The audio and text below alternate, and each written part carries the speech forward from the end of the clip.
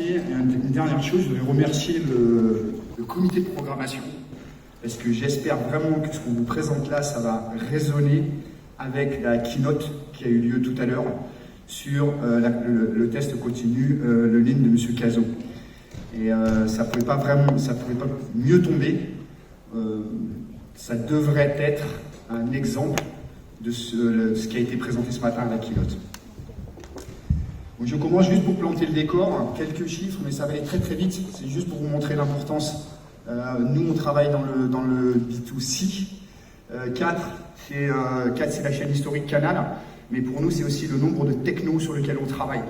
Aujourd'hui, quand on consomme l'offre, ça doit être sur de la TNT, ça doit être sur du SAT, ça doit être sur des box FAI, Bouygues, SFR et tous les autres en France. C'est sur l'OTT, télé sur Internet, tout ce qui est mobile, télé connectée, console de jeux, etc. Donc ça a un premier niveau de complexité. 60, c'est le nombre de pays. Si Canal, à l'origine, c'était quelque chose de très franco-français, depuis une dizaine d'années, on s'est ouvert. On a commencé effectivement par les territoires français d'outre-mer, mais c'est beaucoup plus loin que ça maintenant. C'est toute l'Afrique francophone, c'est l'Asie du Sud-Est, c'est les pays d'Europe de l'Est, avec l'achat récent d'N7 qui a rejoint le groupe. 100, c'est le nombre de configurations hardware en moyenne sur lesquelles on travaille. Quand vous comptez le nombre de box de Canal en propre, le nombre de box DFAI, le nombre de consoles de jeux, le nombre de iOS, Android, alors évidemment on ne va pas tester tous les Android, mais les PC, les différents OS, les télés connectées, puisque maintenant les fabricants de télé se mettent à avoir des télés connectées, on arrive très vite à des chiffres importants. Je monte à 300, ça c'est le nombre de chaînes qu'on a en live sur nos bouquets. On en arrive à 22 millions. Là, ça commence à être du sérieux, c'est votre nombre de clients. Et aujourd'hui, depuis à peu près 1 an, 18 mois, on en a plus à l'international qu'en France.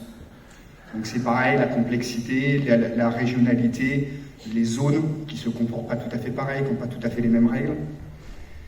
Et ça, c'est le dernier chiffre le plus parlant.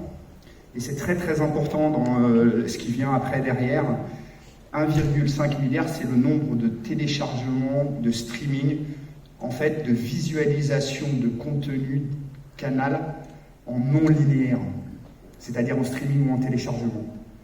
On a dépassé en 2020 la consommation non linéaire par rapport à la consommation linéaire. On a plus de clients qui regardent sur du à la demande, sur de la catch-up, sur de la VOD, en streaming et en téléchargement, qu'en direct, qu'en live. Nos concurrents principaux de télé nationale, sur la télé nationale, je ne vais pas citer les noms, mais ils sont aux alentours de 5%. Nous, on a 50% de nos produits, de nos programmes qui sont consommés en non linéaire. Et ça veut dire que derrière, il y a des applications. Ça nous a obligés à nous réinventer aussi. Alors ça ne s'est pas fait d'un jour à l'autre, hein. La courbe, elle est exponentielle. Tous les ans, quasiment, ça double. Pour soutenir ces chiffres, on a une organisation. Alors, je ne vais pas trop vous parler de l'ingénierie, surtout de la validation, c'est pour ça que le carré il est un peu plus gros. Mais comment on est organisé? En fait, on a des verticales par produit, par techno. Donc on a mis en premier MyCanal, on a une équipe qui développe. C'est une équipe agile, malgré tout, et je vais y revenir. Les applications qui tournent sur tous vos mobiles.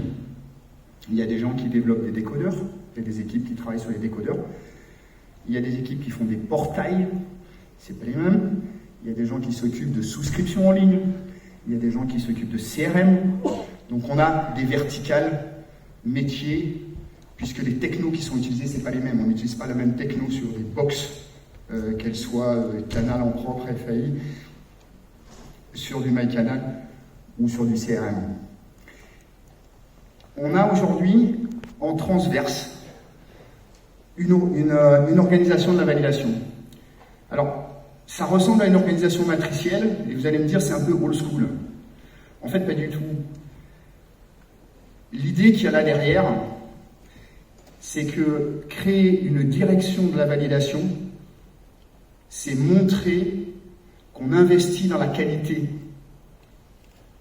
C'est pas pour casser des équipes agiles, et au contraire, dans chacune des équipes agiles, ce centre de service, comme on pourrait l'appeler, qui est transverse à toutes les ingénieries, en fait, il travaille à la fois dans l'équipe agile et à la fois dans une squad, dans un chapter, appelez ça comme vous voulez, métier de la validation, expertise, ressources qui sont mis en place pour chaque besoin spécifique, mais qui aussi assure le transverse. Et pourquoi? Parce qu'aujourd'hui, vous le savez, en fait, nos applis, elles sont, tout est interconnecté.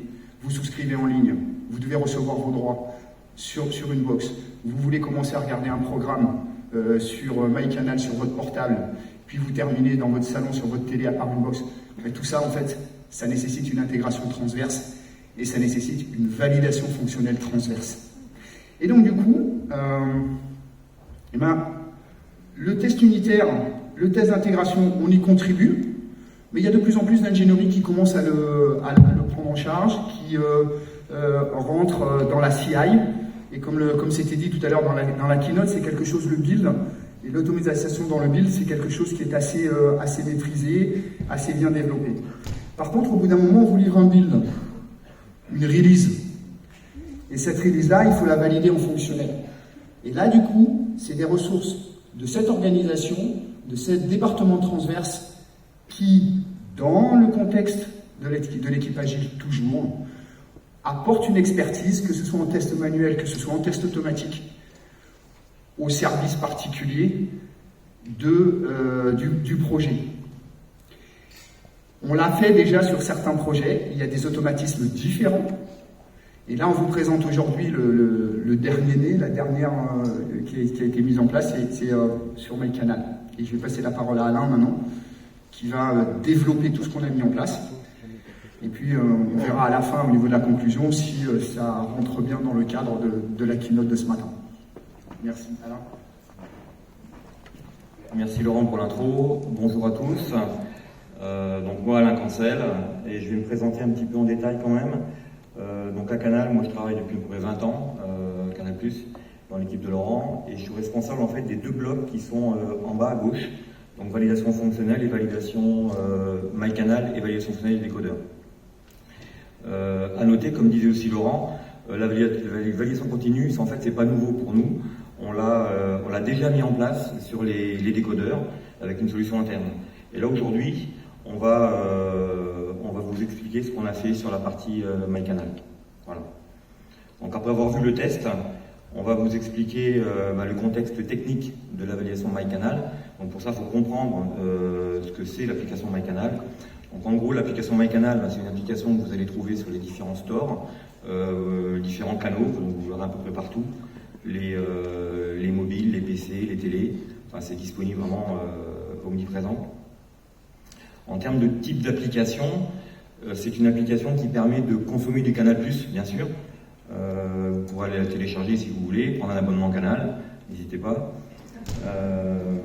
Vous allez aussi pouvoir avoir accès à Netflix via l'application MyCanal, également Disney. Là, on va pouvoir consommer du live, consommer du streaming, consommer du téléchargement. Mais pas que, il y a aussi une constellation d'applications qui sont données via l'accès à MyCanal, c'est-à-dire des applications de presse. Donc vous allez avoir Caféine, l'équipe et d'autres types d'applications. Donc c'est assez riche comme contenu. Comme disait Laurent au début de la présentation, vous allez trouver Canal dans beaucoup de pays. Donc beaucoup de pays, ça veut dire beaucoup de types de tests. C'est-à-dire, en fonction des pays, vous n'avez pas la même offre, vous n'avez pas les mêmes interfaces, vous n'avez pas les mêmes contenus. Donc du coup, ça conditionne aussi et ça rend complexe tout le système de test. Et je parlais des offres. Donc quand vous prendrez votre abonnement Canal, prenez l'intégrale, parce que vous verrez toute la partie de l'offre. Sur la partie offre, donc justement, en fonction de l'offre, vous avez accès à plus ou moins de choses. Donc ça c'est pareil, c'est quelque chose qu'on doit prendre en compte dans la partie test. Donc si je résume un petit peu le contexte technique qu'on va développer ici et qu'on va montrer en termes d'automatisation et valide continue, donc on va parler de browser web, parce que MyCanal est sur les browsers web, les applications iOS et Android, Et je rajoute en fait pour cette combinatoire, là, où on a déjà pas mal de vecteurs qui complexifient la validation, trois autres choses. L'authentification, pour se connecter, en fait, pour consommer du Canal+ avec MyCanal, il faut se connecter, donc il y a une notion d'authentification, donc login, password, en fonction du mode où on est connecté, pas connecté, du coup ça introduit d'autres types de tests. Bien sûr, on consomme de la vidéo, donc il y a la notion de check de la vidéo, la qualité audio et vidéo qu'on fournit à nos clients. Et un critère important, c'est la dynamique éditoriale. Ce que je veux dire par là, c'est que MyCanal, c'est pas une application qui est figée du jour au lendemain. C'est-à-dire qu'il y a des versions de la version de MyCanal, et ensuite les équipes éditoriales peuvent changer les contenus, presque les interfaces du jour pour le lendemain. Donc ça veut dire que ça, il faut aussi anticiper ce genre de choses dans la validation. Donc pour valider tout ça, on a choisi la solution Agilitest. Donc pourquoi Agilitest ? Justement, ça répondait à tous les critères que j'ai abordés juste avant. Donc c'est un outil qui nous permet aujourd'hui de tester sur multi-support, multi-device, avec une même techno de test. Donc en fonction des scripts que vous allez faire, les mêmes scripts on pourra utiliser dans les différents cas de figure. Ce qui est important pour moi dans mon équipe, c'est surtout d'avoir un mode de développement des scripts simple. Mes testeurs ne sont pas des développeurs.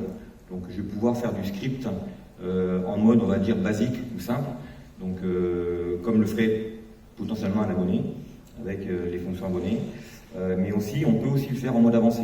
On peut rajouter, dans les scripts Agilitest, on peut rajouter des fonctionnalités du code Java pour aller dans le détail ou aller vraiment faire des fonctions assez évoluées. La solution Agilitest nous permet aussi de variabiliser beaucoup de choses en variable d'environnement. Donc on peut typiquement très facilement variabiliser le type de browser pour justement lancer des tests sur différents environnements. Quelque chose qu'on a testé mais qu'on n'a pas utilisé encore jusqu'à maintenant, mais on l'a testé et ça fonctionne aussi, à savoir on peut tester et lancer un script sur plusieurs canaux. On peut commencer le script sur du web, le poursuivre sur du mobile et le reprendre sur du web. Donc ça nous servira beaucoup, on ne l'a pas encore mis en place, mais pour tous les tests d'authentification qui nécessitent de l'OTP. Donc l'OTP, tout ce qui est authentification un peu sécurisée, je récupère un OTP, enfin un code sur mon SMS et je le rentre dans la partie web. Donc tout ça, c'est possible également. Bon, le nerf de la guerre aussi, c'est les coûts. Donc on a apprécié aussi la partie coût qui était juste portée dans la partie édition. C'est-à-dire vous payez une licence, enfin le modèle économique, je vous invite à aller voir le stand d'Agilitest, ce sera plus simple peut-être. Mais en gros, on paye la partie scripting et la partie exécution n'est pas sous licence. J'aurais pu rajouter aussi là-dedans le pourquoi, la partie reporting. Après coup, je m'aperçois que le reporting est bien fait dans la solution et nous permet justement d'avoir différents niveaux de reporting dans la solution, aussi bien du reporting technique pour les développeurs, pour les aider à développer, à débugger leur script, ou alors un reporting un peu plus high level pour les PO, les chefs de projet. Alors comment ça s'est fait tout ça ? C'est du classique, je pense.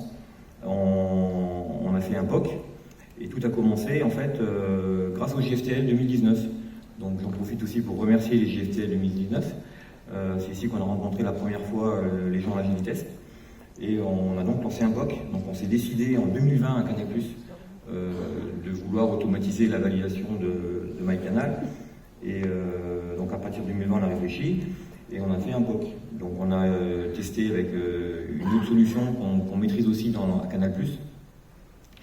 En fait, ce qu'on a fait, on a testé déjà du scripting sur le web. Après, on a testé sur Android, sur iOS. Et on a aussi mis en place, éprouvé aussi la partie reporting pour voir un peu comment on pouvait faire pour justement communiquer nos résultats de test. Et ensuite, on a designé une infrastructure technique de mise en place de cette validation. Et en fait, depuis février-mars 2021 à peu près, là on est en déploiement, c'est-à-dire qu'on a déployé la solution au sein de Canal, donc déjà sur le web, ça paraissait le plus simple à faire, et après sur Android et iOS. Donc Donc si on parle de l'architecture, donc là l'architecture je l'ai coupée en 3 parties. Donc une partie édition, une partie exécution et une partie rapport. Donc dans la partie édition, vous allez trouver l'édition d'agilité, donc l'éditeur de scripting. Donc à ce niveau-là, vous allez pouvoir éditer les scripts, créer vos campagnes, débugger en local, donc créer vos campagnes locales, si vous voulez, les lancer en local, commencer à générer du rapport en local. Une fois que vous êtes content de votre code, vous allez, donc le code il est guidé, il est mis sous Bitbucket, chez Canal dans Bitbucket pour la gestion des sources. Une fois qu'on a fait ça, donc côté exécution, on a un gros serveur, on a un serveur qui héberge un Jenkins et également une base Mongo, on verra pourquoi après. Mais le Jenkins il sert juste en mode master pour justement ensuite lancer l'exécution. Donc à un instant donné, une fois qu'on a fait nos scripts, qu'on les a mis dans Bitbucket, Jenkins, Agilitest est capable de piloter Jenkins pour aller créer les jobs. Donc là on va créer les jobs, on va créer des jobs pour lancer l'exécution. Et ensuite, de façon autonome, Jenkins va commencer à lancer les jobs, donc va récupérer le code dans Bitbucket et va lancer les jobs sur les différents sets qu'on aura définis. Alors effectivement, sur la partie exécution, je reviens là-dessus. Donc le master, lui, il nous sert juste d'hébergeur en fait du Jenkins master, ça c'est le serveur. Et après, on a déporté les exécutions sur des selects physiques. Donc pour ça, on a mis des NUC. Donc des NUC, c'est des petits PC pas très chers, et qui nous permet justement de déporter les exécutions pour les rendre autonomes. Dans l'histoire, vous verrez, il y a un Mac. Donc il y a un Mac mini, ça c'est pour prendre en compte justement les aspects iOS. Donc si on veut découvrir un mobile iOS sur le réseau, il faut forcément un Mac mini dans l'histoire pour pouvoir justement lui lancer des tests sur ce Mac, sur ce portable iOS. Pour la partie reporting, c'est clair, juste dès qu'on a une exécution, Agilitest nous génère des rapports, donc des rapports PDF, HTML ou ATSV. Donc l'ATSV c'est un fichier vidéo qui nous permet de relire la vidéo, enfin relire le test après coup. Donc ça c'est intéressant pour le debug.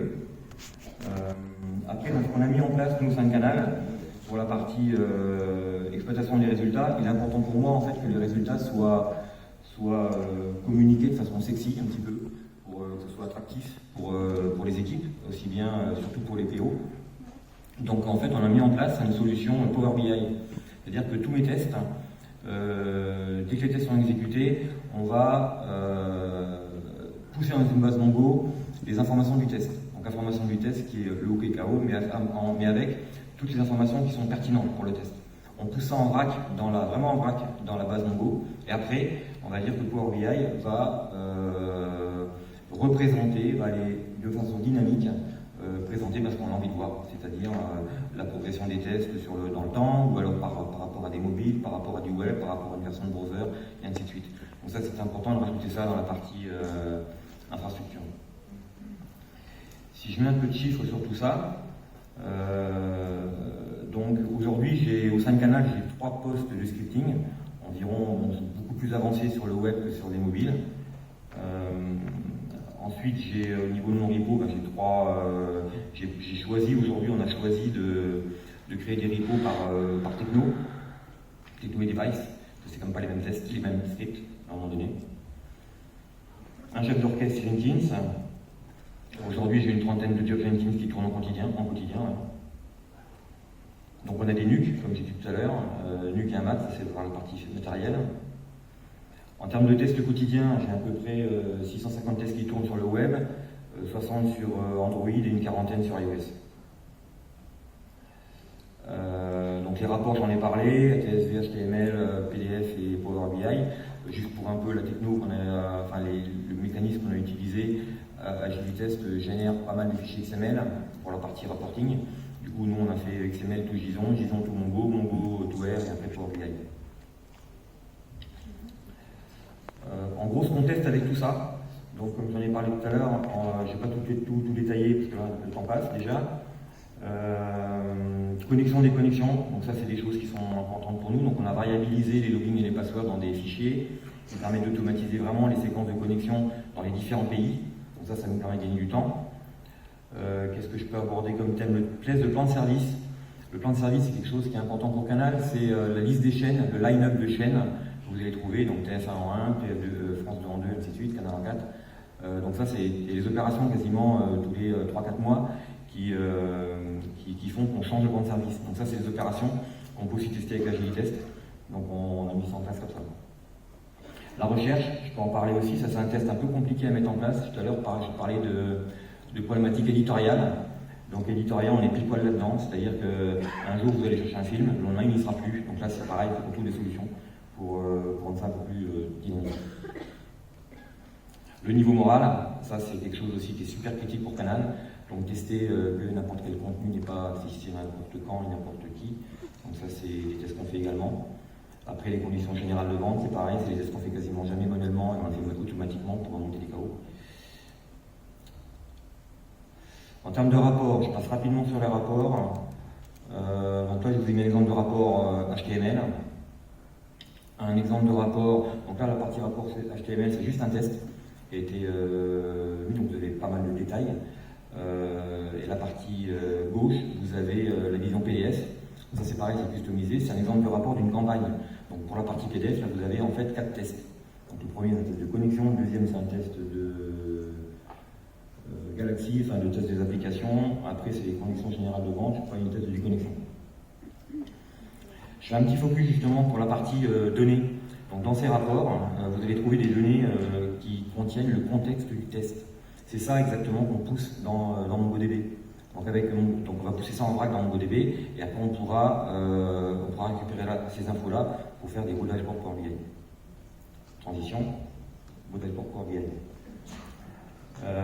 Donc là vous avez 3 vues d'exemples qu'on peut donner. Donc vous avez une vue tout cumulée avec les OK, les KO. En haut à droite vous avez que le web. Donc il est clair que ces dashboards Power BI, c'est tout est dynamique. Donc dès que vous cliquez sur par exemple sur la version de MyCanal, vous allez voir qu'il va s'allumer à certains endroits les OK, les KO. Donc ça permet vraiment de voir la progression des tests au fil du temps par rapport aux versions. En bas, je vous ai fait un Power BI sur la partie mobile. Alors, on voulait parler de validation continue, donc ça tombe bien. Si je reprends les ingénieries que tu as évoquées tout à l'heure, Laurent, donc là, j'ai fait le focus sur l'ingénierie MyCanal. Donc cette ingénierie, en fait, elle me livre, moi, 3 flux, 3 types de MyCanal, donc en version web, Android ou iOS. J'ai une livraison sur des environnements de recettes. L'environnement de recette, ça va être, c'est très simple pour le web, c'est une URL de test, c'est facile. C'est toujours la même, donc ça me permet d'aller chercher tout le temps la version de recette, même je peux la chercher même quand je n'ai pas l'information, j'ai une nouvelle version. Régulièrement, je peux tester des tests tout le temps cette version-là, sur cette URL-là. Par contre, pour la partie Android et iOS, donc là on passe par, sur les mobiles, du coup on passe par AppTester, donc là on va dire c'est le store de dev de la partie Android. Et on passe par TestLive, donc ça c'est le store de dev pour la partie iOS. Donc je disais pour la partie web, c'est assez facile. On lance tous les tests en continu que je vous ai évoqué tout à l'heure. Donc là on va lancer sur les URL de test, les tests. Sur la partie mobile, là ce qu'on fait, on va piloter via Agilitest, TestLive et aussi AppTester. Donc c'est-à-dire que quelque part je mets la version du build qui m'intéresse, la version de MyCanal qui m'intéresse, la version de MyCanal qui m'intéresse. Et automatiquement, je vais aller pousser dans mes téléphones les versions de tests à tester. Donc ensuite, on déroule les tests. Donc ça, c'est les jobs Jenkins qui vont dérouler les tests. Ça alimente les rapports Power BI et ça permet de donner de l'information en continu à nos équipes de dev. Voici en gros le processus qu'on a mis en place au sein de Canal+ pour valider MyCanal en mode continu. Si je donne quelques métriques par rapport à où on est aujourd'hui, donc là on a à peu près 4-5 mois de recul, on va dire 4-5 mois de recul. Donc aujourd'hui j'ai 200 scripts disponibles, 60 campagnes.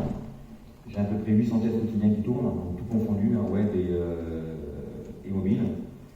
Aujourd'hui les KO qu'on a remontés sont de différentes catégories, donc des points de connexion, ça sur les différents pays. parfois il y a eu des problèmes de connexion, donc ça on a monté ça directement. Problème d'API en recette. On a eu le souci de lancement player, donc là le flux ne se lançait pas. Du coup, on a monté sous équipe player. Des accès aléatoires au portail Netflix ou Disney. Et des soucis sur le CSA5 qu'on a remonté il n'y a pas longtemps. C'était pareil, c'était vu, la version était déployée dans la demi-heure, tous les tests étaient cassés, donc on a vite remonté ça en alerte. Les difficultés rencontrées, alors on y est encore un petit peu là, sur la partie analyse vidéo et analyse audio, donc ça on n'a pas encore trouvé exactement la solution qui nous convient. On sait faire des choses, mais c'est pas encore au top. Après il y a les captchas. Donc les captchas, ça c'est fait exprès pour casser les robots, donc ça marche bien. Par contre, on a une solution pour les détecter, c'est-à-dire que j'ai un test, enfin j'ai une brique dans la partie agility test, on a développé un script qui détecte que le chaos était dû à un captcha. Donc ça permet de l'investigation à limite faite. Retour de perspective. Donc retour interne, globalement, les équipes sont assez contentes du fait qu'on ait automatisé cette validation, ça permet d'être plus réactif, d'équilibre et des versions à tester. En termes de gains chiffrés, donc j'ai chiffré c'était un peu il y a quelques temps, aujourd'hui on a plus que 5 pays, mais il y a un test de connexion, déconnexion, quand on fait à la main sur chaque pays, ça prend 45 minutes, avec l'outil aujourd'hui ça prend 7 minutes.